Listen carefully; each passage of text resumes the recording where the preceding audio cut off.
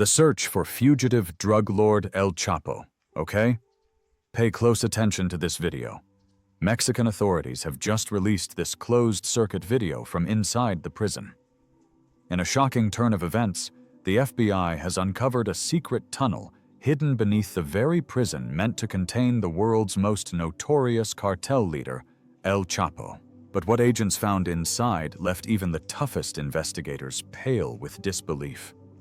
Meticulously constructed and dangerously elaborate, the tunnel reveals a chilling glimpse into El Chapo's ongoing empire and unrelenting grip on the criminal underworld. So what exactly was hidden beneath the surface, and how did no one notice until now? Let's find out. The cartel's hidden tunnel in the cold fluorescent lights of a New York courtroom. Joaquin El Chapo Guzman stood defiant, his capture no longer a myth, but a reality. One of the world's most feared cartel leader had finally been brought to justice on American soil. Yet behind his shackled hands and silent stare lies a sprawling story that stretches across decades, borders, and beneath the very ground we walk on. Because if there's one secret to understanding how El Chapo rose to become a substance king like no other, it's not in the skies or seas, but underground. Tunnels, not just crude holes in the ground, but highly engineered marvels. These weren't merely routes, they were arteries of an empire, each one pumping billions of dollars in illegal narcotics straight into the veins of the United States. And behind their strategic brilliance was one man, El Chapo, the king of tunnels. Back in 1990, federal agents in Douglas, Arizona stumbled upon something they'd never seen before: a fully equipped tunnel connecting a house in the US to a passageway in Mexico. It was 300 feet long, had electricity, and a hydraulic lift concealed beneath the floor of a modest safe house. An agent described it as something pulled straight from a James Bond script.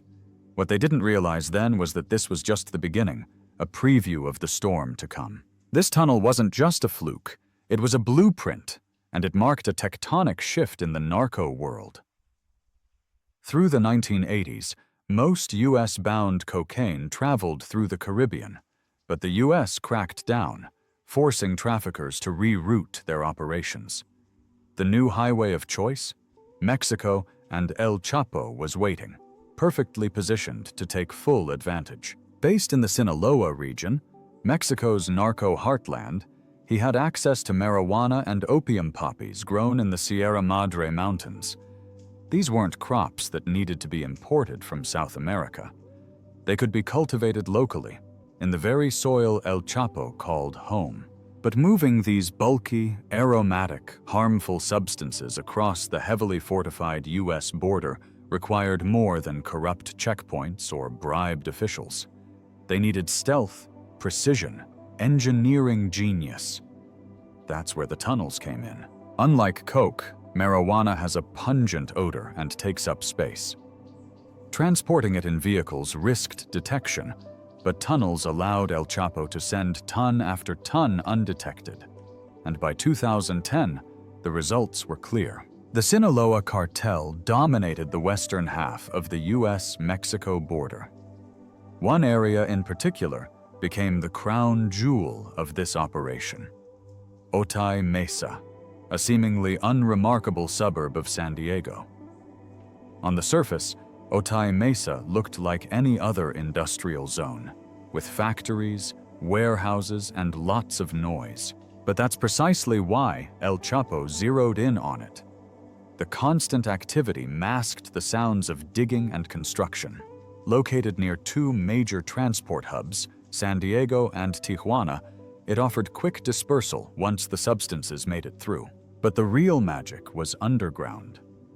The soil in Otay Mesa was soft enough to dig by hand, but sturdy enough to hold a tunnel's shape. It was a geological jackpot for smugglers. By November 2010, agents uncovered yet another Sinaloa tunnel.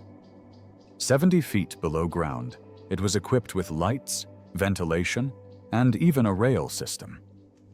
It had taken months and millions to build, but once operational, it could move tons of harmful substances in a single night. And it wasn't alone.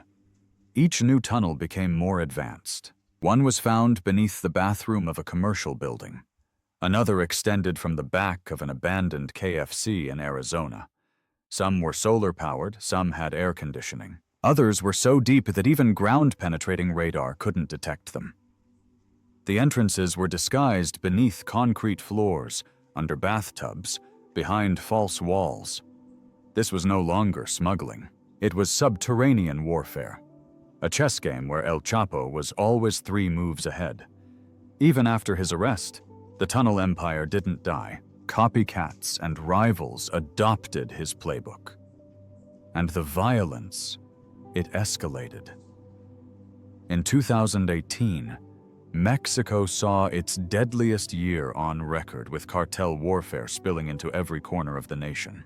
While new contenders emerged to fill the vacuum, El Chapo remained a looming figure, an architect of chaos, watching from his prison cell. But while the tunnels brought him power and prestige, they also brought attention. Eyes from above and ears from within began to close in. And just when El Chapo thought he had mastered the art of disappearing, that's when the FBI got involved.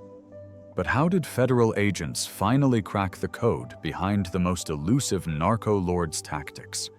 And what did they uncover that changed everything?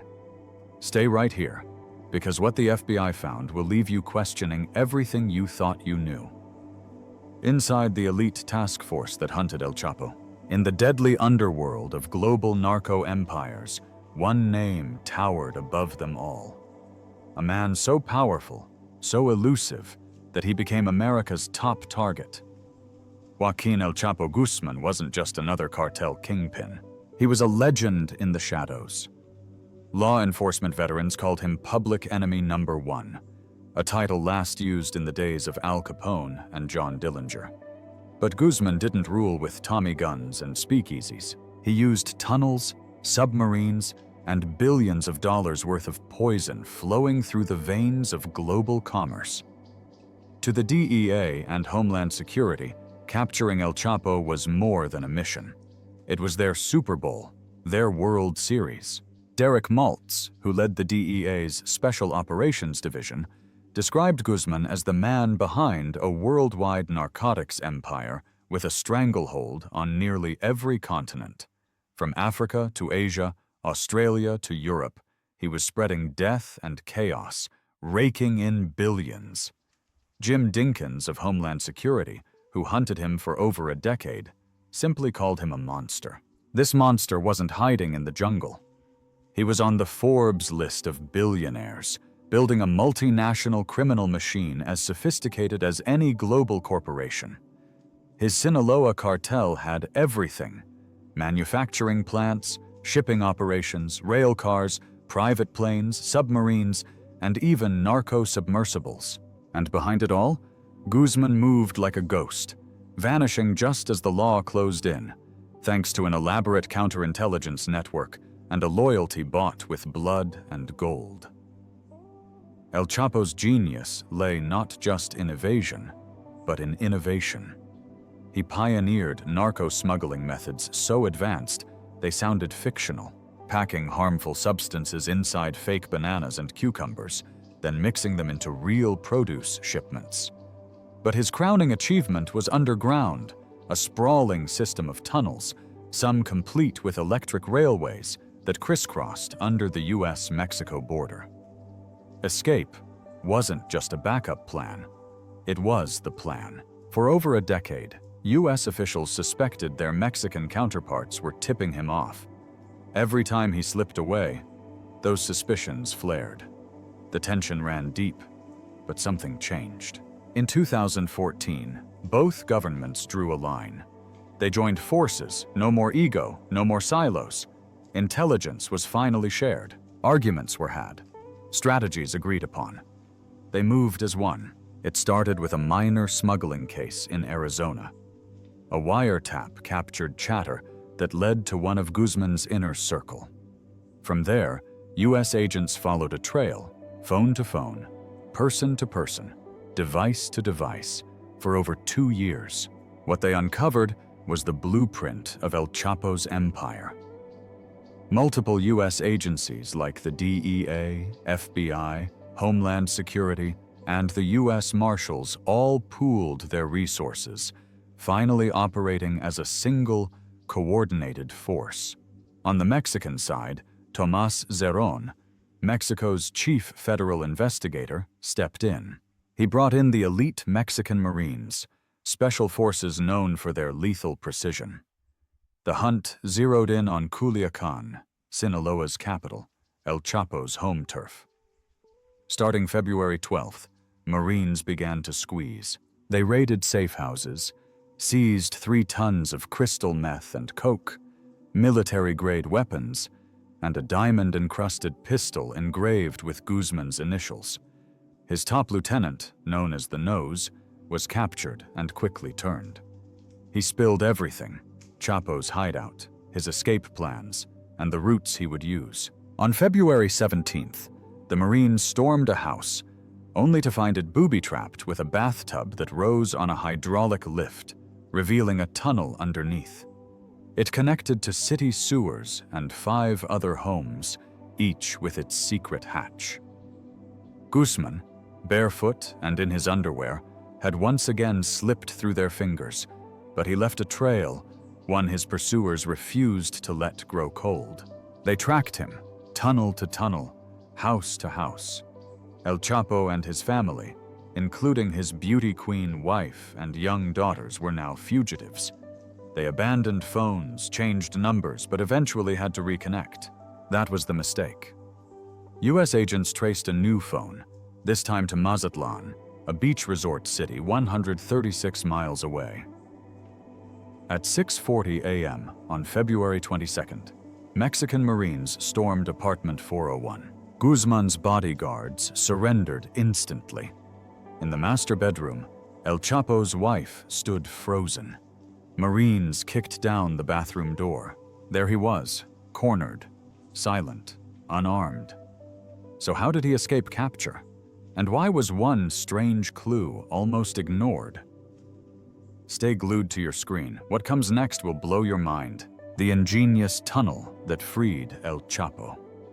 You've probably heard whispers of the most jaw-dropping prison escape in modern history, one that feels more like a Hollywood movie than real life.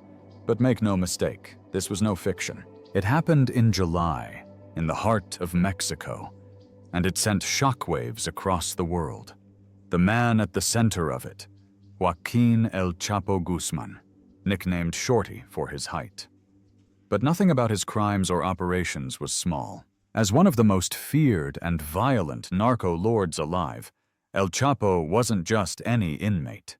He was Mexico's most high-profile prisoner, a man whose previous escape in 2001 already made international headlines. Yet here he was again, locked inside the Altiplano maximum security prison, supposedly impenetrable, where the walls were thick, the airspace restricted, and cell signals jammed for miles. And somehow, despite all that, he disappeared. Not over the wall, not by helicopter, but through the floor. That night, on July 11th, 2015, at exactly 8:52 p.m., El Chapo slipped into the small shower stall inside his 5-by-6-foot cell, the only blind spot not watched by security cameras. Within seconds, he vanished. No broken locks, no chaos, just gone. What the guards didn't realize was that under that exact spot, a mile-long tunnel had been silently dug with military precision. From nearly a mile away, in a nondescript cinder block building hidden in a farmer's field, El Chapo's men had spent over a year drilling, burrowing, and calculating. They dug down about 30 feet and tunneled forward. 4,921 feet, to be exact, directly toward his cell, navigating underground terrain with mind-blowing accuracy. The end point, the very shower stall where Guzman would take his final steps as a prisoner. This wasn't just a hole in the ground. This was a professionally engineered tunnel.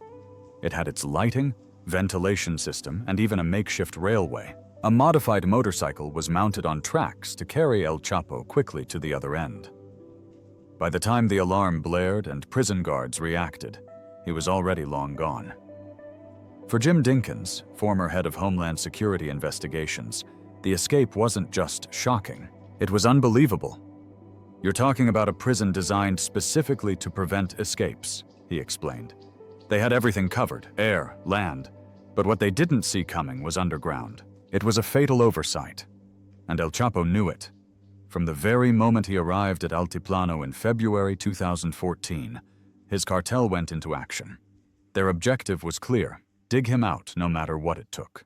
And under his command, they recruited more than just criminals. They brought in architects, mining experts, and engineers. These weren't amateurs with shovels. These were professionals capable of building super tunnels equipped with electricity, oxygen flow, and metal tracks. His escape wasn't a gamble. It was a blueprint. Chuck Rosenberg, who was head of the DEA at the time, recalled the moment he learned El Chapo had broken out again. Disappointed but not surprised, he said, "We knew he was planning something. There had been chatter a year before the escape, though we didn't know how. But with El Chapo, tunnels were always a possibility. He practically invented the tactic. El Chapo had been dubbed the Tunnel King for a reason. Long before this escape, his cartel had been building smuggling tunnels under the US-Mexico border, sophisticated corridors stretching for miles, complete with lighting, rail systems, and reinforced walls. They were designed to move massive amounts of harmful substances right under the noses of border security. And it worked. From Tijuana to San Diego, dozens of these passageways had been discovered over the years. Joe DiMaggio, chief of the San Diego Tunnel Task Force, had seen it firsthand. "The infrastructure in Otay Mesa and Tijuana is perfect for this kind of operation," he explained. "Warehouses on both sides. You dig from one side, pop up in another." And that's exactly what they did. Smugglers would tunnel beneath warehouses in Mexico and emerge just a few hundred yards into US territory, often without anyone noticing until it was too late. So when El Chapo's men began building yet another tunnel, this time under a maximum security prison, they weren't trying something new. They were perfecting what they'd been doing for years. And with the boss behind bars, failure wasn't an option. But this escape only scratched the surface. What came next would expose a far darker layer of El Chapo's empire, one that went beyond digging and drilling into bribery, corruption, and betrayal deep within the very agencies meant to stop him. But how exactly did he manage to bribe his way through government cracks and vanish yet again? What secrets did officials keep hidden from the public? And why, stay tuned, how El Chapo outsmarted prisons and law enforcement.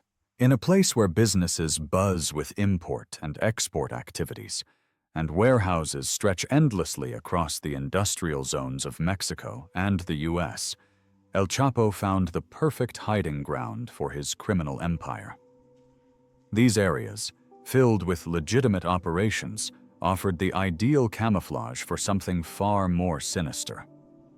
Among these structures, illegal tunnel operations flourished in plain sight, nearly impossible to detect, like finding a needle in a haystack. Federal agents say that building just one of these smuggling tunnels can cost the cartel between $1 to $2 million. But here's the catch. If even one major shipment makes it through, the tunnel pays for itself. We're not talking about a few packages of substances. These tunnels carry tons of narcotics at a time. A single load of marijuana could bring in $5 to $6 million, more than enough to cover the expense, and still deliver massive profits. These underground passages are primarily used for marijuana because the substance is bulky, has a strong smell, and is easy to detect over land. But underground? It's a different game entirely. Joe D'Amelio, head of the San Diego Tunnel Task Force, gave reporters a rare glimpse into one of El Chapo's shut-down secret tunnels. These passageways are dug through thick, clay-like soil using basic tools, shovels, pickaxes, and small power drills. The walls and ceilings still show marks left by air hammer drills used during construction.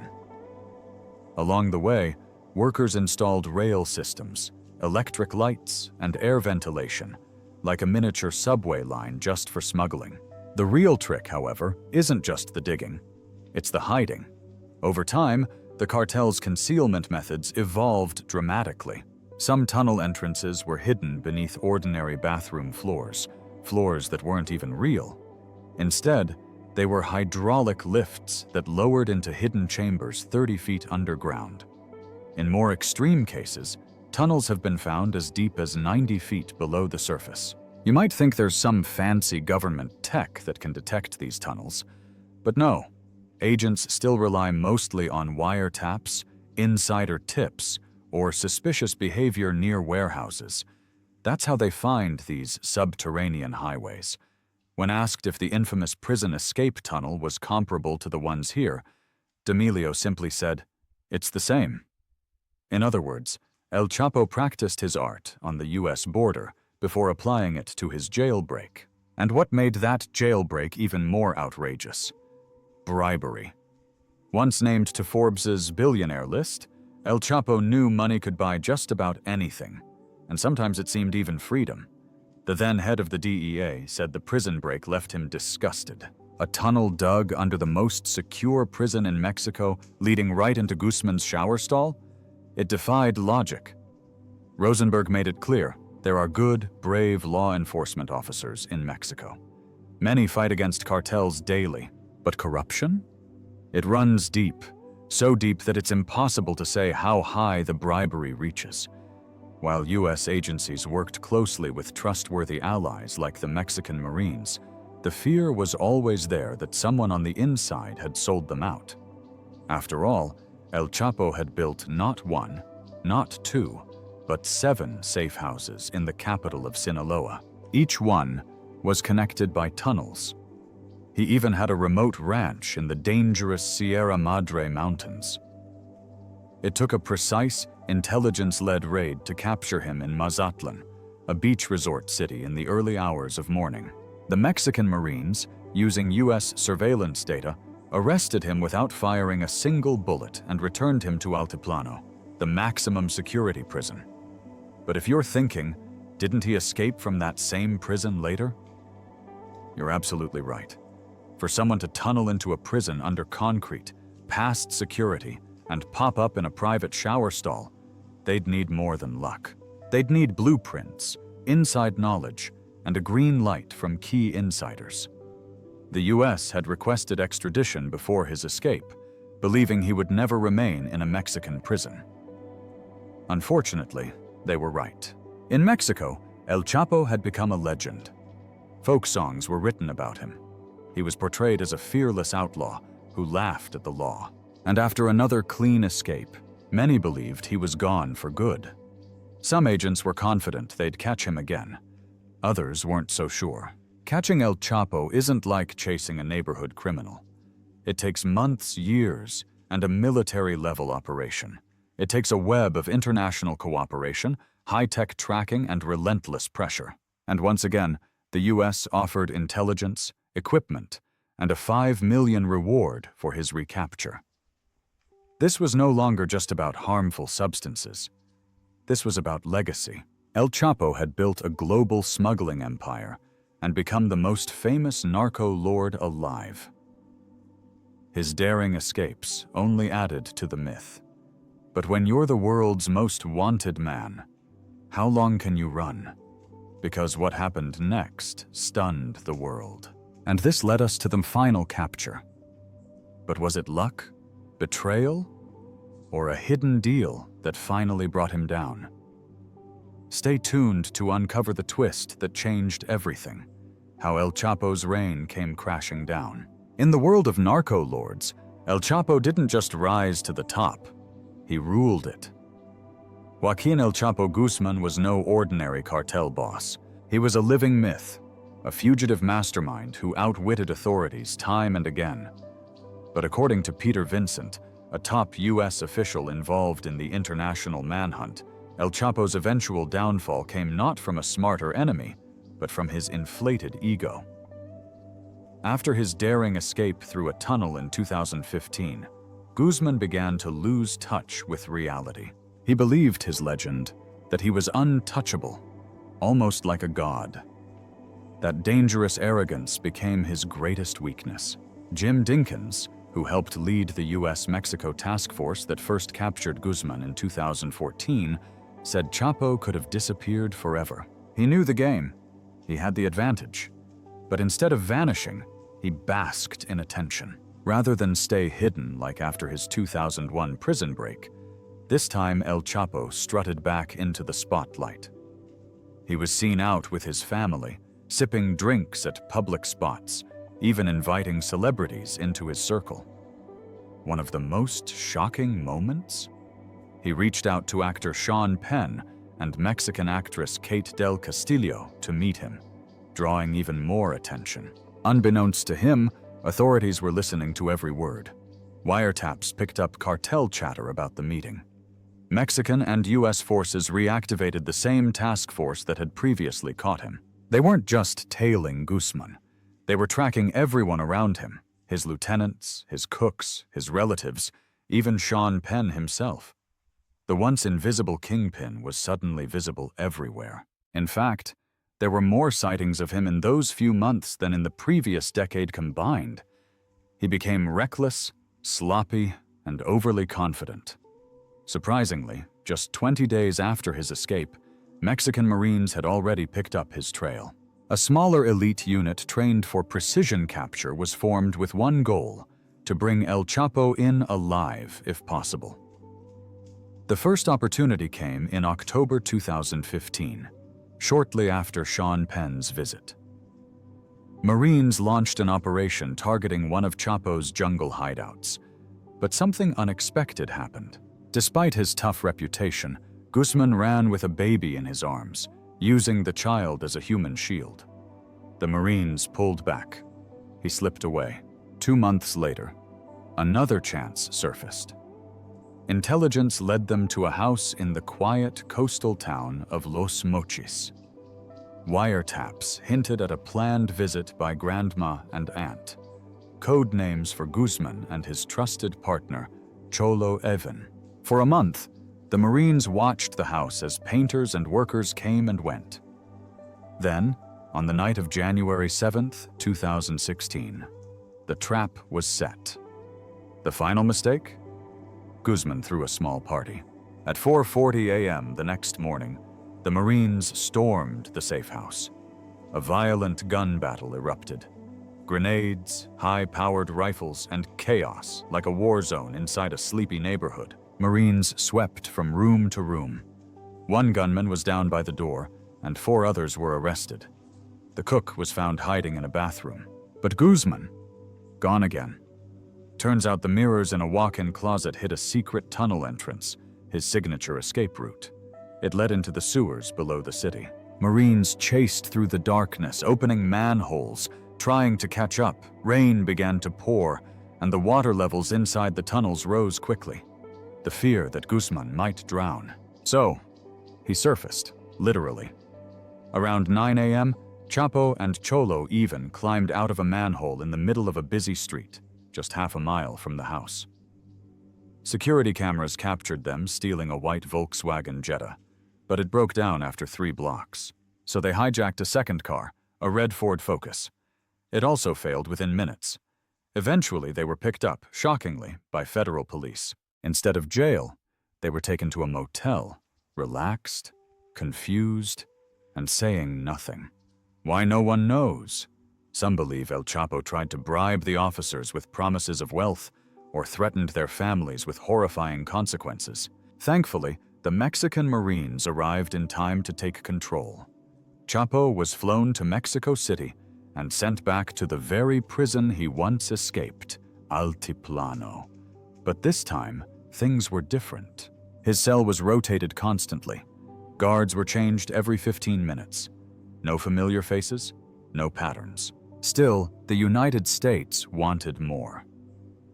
7 jurisdictions, New York, Chicago, San Diego, and others clamored to extradite him. The moment he'd step on US soil, it would be game over. But what kind of place would make even El Chapo tremble? He was headed for the Supermax prison with no escape route. Stay glued as we explore the current state of El Chapo and what makes ADX Florence prison stand out. The prison where El Chapo faces unbreakable isolation. Joaquin El Chapo Guzman, the notorious narco lord, now spends his days locked away in one of the most secure and feared prisons in the world, ADX Florence, a Supermax facility deep in the mountains of Colorado. Since his 2019 conviction on charges including substance trafficking, money laundering, and conspiracy to murder, El Chapo has been serving a life sentence plus 30 years. In late 2024, he even tried to regain some normalcy by asking the court to restore his phone and visitation privileges. But the reality of his incarceration is far from lenient. Supermax prisons like ADX Florence have a reputation that sends chills down anyone's spine. Often described as worse than hell, these facilities are designed to isolate prisoners completely. Inmates spend 22 to 24 hours a day alone in small cells with little or no human contact. This level of extreme isolation can wreak havoc on their mental and physical health. Without fresh air, meaningful stimulation, or exercise, many prisoners suffer severe psychological problems. The cells themselves are dark, cramped, and often dirty with limited access to natural light or proper ventilation. Privacy is non-existent, and constant surveillance makes inmates feel like they are under a microscope all the time. Such conditions are mentally draining and can leave deep scars long after release. The use of force inside Supermax prisons often escalates the pain. Guards frequently resort to pepper spray, tasers, and harsh restraints. Solitary confinement, a punishment tactic here, has drawn criticism worldwide, labeled as cruel and inhumane. For many, being locked away in such a place means enduring pain that seems to stretch beyond the prison walls, haunting them even after freedom. ADX. Florence itself is unlike any other correctional facility in the United States. Nestled against the Rocky Mountains and guarded by 12 towering watchtowers, it is surrounded by razor wire fences, patrol dogs, and laser beams. The prison is so secure that it feels like a fortress carved out of the mountain itself. Unlike the infamous Alcatraz, which was isolated by cold waters, ADX, Florence's design makes escape nearly impossible. Inside, every inch of movement is controlled. There are around 1,400 remotely operated doors, and motion sensors track every step on some floors. Inmates live in solitary cells measuring only 7 feet by 12 feet, where they spend almost every hour alone. The walls, beds, sinks, toilets, and even desks are made from soundproof concrete, ensuring no communication between prisoners by speaking or even tapping codes. Meals are passed with minimal interaction between guards and inmates, maintaining the extreme level of control. Despite these harsh surroundings, some attempts are made to provide psychological and spiritual support. Inmates can receive counseling and treatment either in person or through telehealth programs. Yet, the isolation often leaves prisoners in near silence for days, cut off from almost all human contact. A 2014 Amnesty International report called this entombed isolation, highlighting the devastating effects of such confinement. One of the most haunting features of ADX Florence is its windows, or rather, the lack of them. Each cell has a tiny 4-inch wide slit for a window, designed so inmates cannot figure out their exact location within the prison. Former prisoners like Travis Juarez, who spent a decade there, described the experience as disorienting and suffocating. You can't see anything, he said. No freeway, no sky. You realize that when you get there, you won't see any of that for many years. El Chapo's history of escapes, especially his infamous tunnel breakouts, means authorities have every reason to keep him in such an extreme lockdown. Despite his boldness and criminal genius, the walls of ADX Florence are designed to hold even the most cunning and dangerous prisoners tightly. El Chapo's escape tunnels were nothing short of legendary. But what do you think about the narco tunnel? Share your thoughts in the comments below. Don't forget to like and subscribe.